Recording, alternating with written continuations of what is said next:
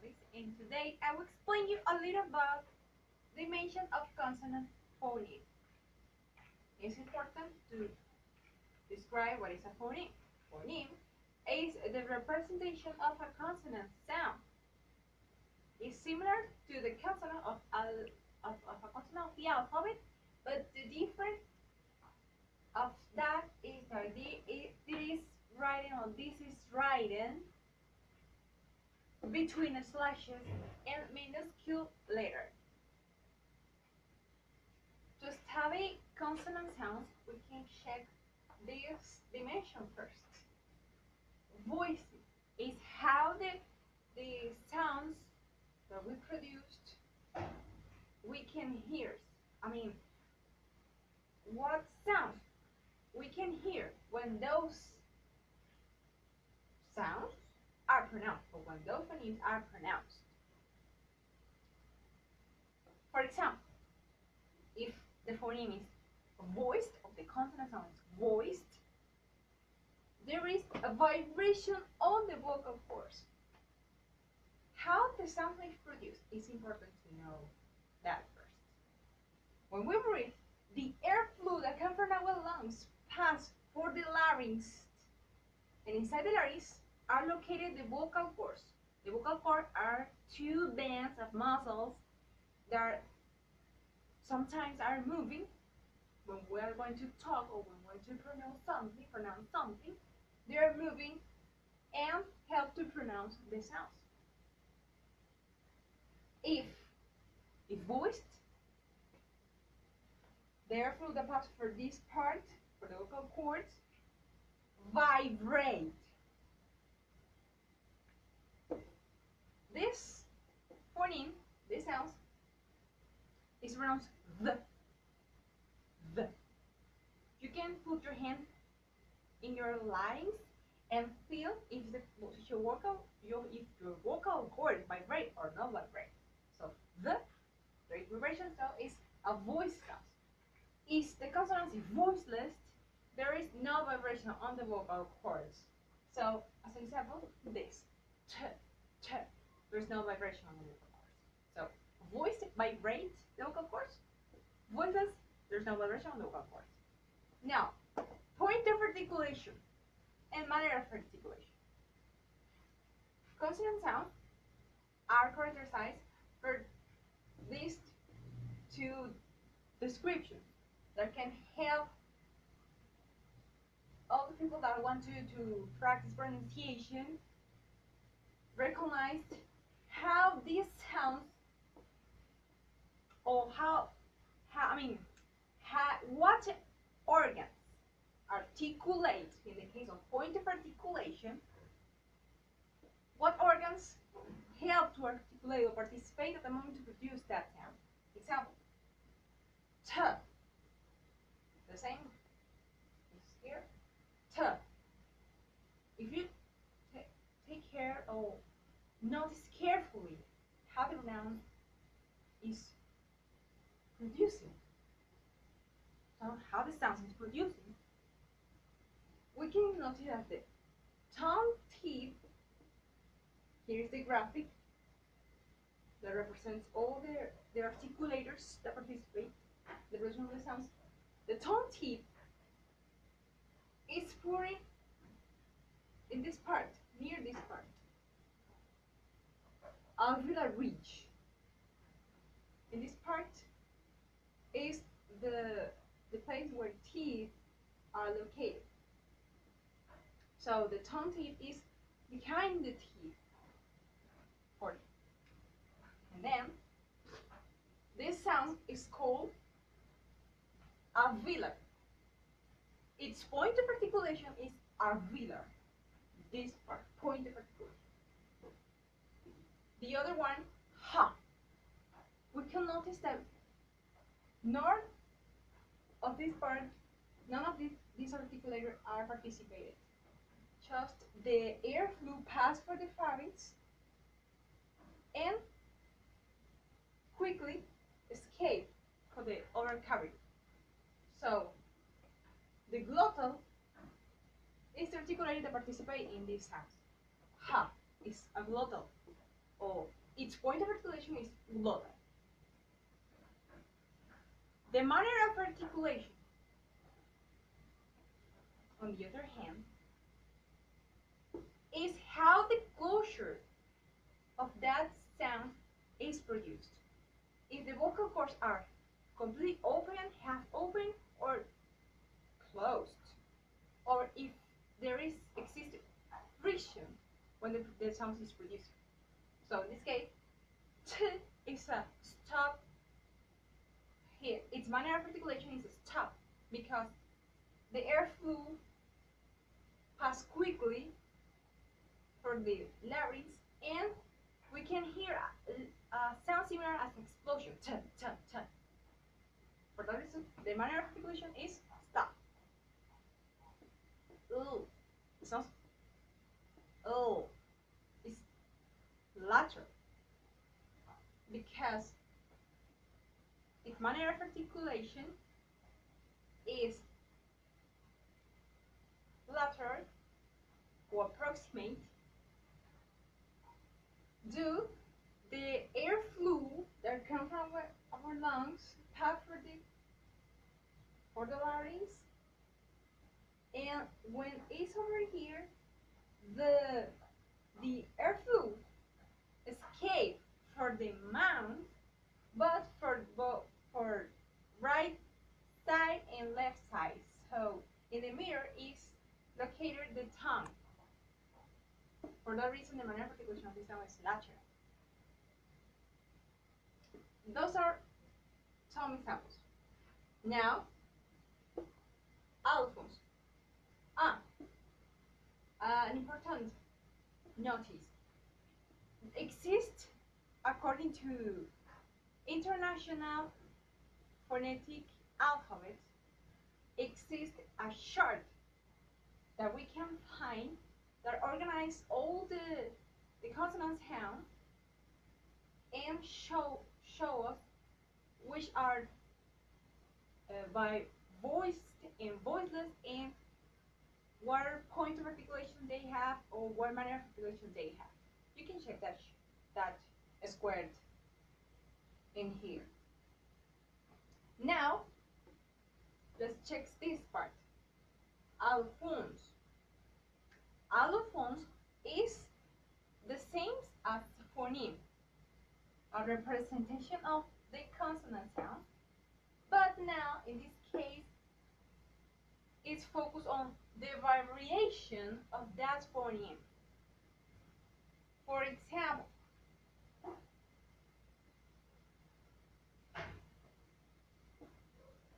I selected this phoneme, L. The allophone L has 3 variations. This is called dark or velarized. It's located at the end of a word, and remember that we are talking about this sound. So here is the representation in phoneme. Angle, L. So you can see, velarized or dark allophone. The next one is clear or light. The other is voiceless. The clear allophones or light is located before vowels. Example, we can check this one.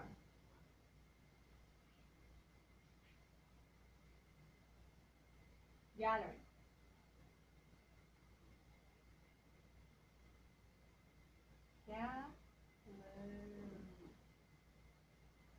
You can see it's before a vocal sound.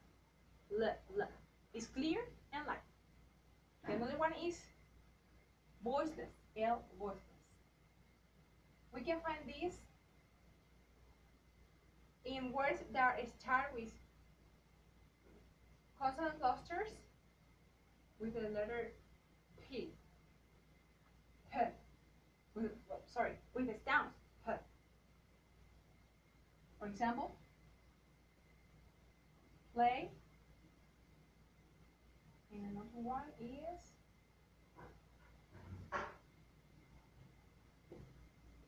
let's check this first. Play. In this part, it's called voiceless because we can hear that the sound L is not completely clear. It's almost that it is omitted. It's almost omitted in this word. But we can hear this sound. 3 variations of the sounds L, allophones. Now, syllabic consonants. It's important to describe what is a syllable. A syllable is the sound, or what are syllables? Syllables are the sounds that take part in a word and give the word its meaning. Example. English and Spanish are known as languages that have a free accent.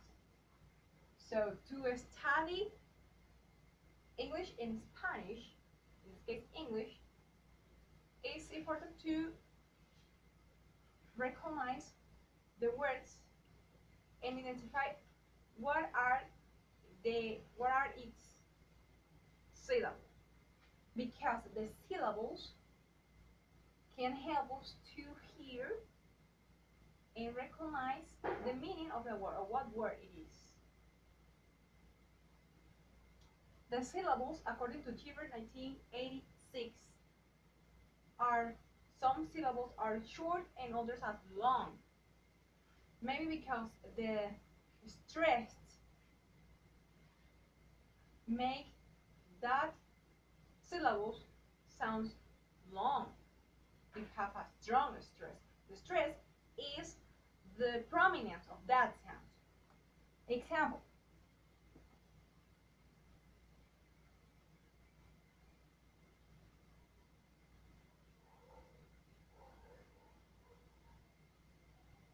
Sit.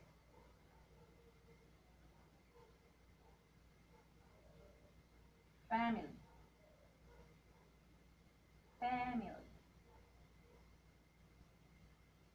Okay, recognize here. Let's recognize here what syllable has the stronger stress. Sit. Sit. Right? In this part.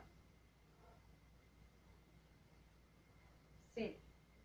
The first syllable has carried by the strong accent or strong stress. Family. Family. This carry, these first 1, 2, 3 syllables, the first one carry with the strong stress. We can select other examples that can help us to recognize the stressed accent the word have. In this case, I selected these 2 examples. Now, English and Spanish. The comparison between those languages. As I was mentioning before, English and Spanish are languages which have a free accent. That is what makes them different to the other languages, because maybe other languages have tones, have another characteristic. But English and Spanish are similar in that part. They have free accent. And in the part of pronunciation of the sounds, of the consonant sounds, there is a relevant difference between them. Because in English, mostly the sounds are shorter than the Spanish language. An example.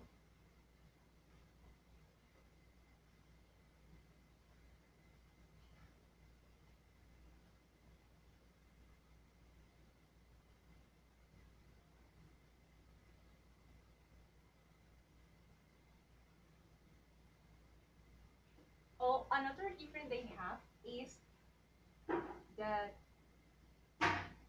the consonant sounds in English are more fast, or the sounds they have sounds we can hear more friction than in Spanish. In Spanish, the sounds are more clear and light. Example: tu, tu,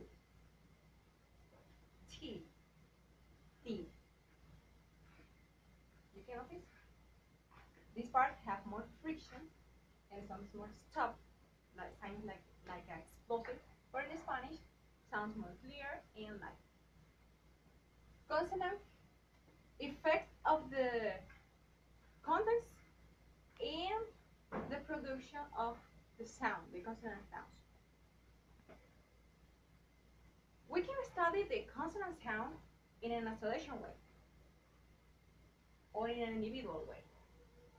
We can study how each consonant, how can we pronounce each consonant individually or in an isolation way, as I already said. But when the consonants or the complete words are in a complete phrase, the sounds can change. Example: in a complete phrase, some words are identified with the characteristics they have. It is word that has consonant clusters. Consonant clusters are a group of consonant sounds that are located in the first position or in the final position of a word. Example: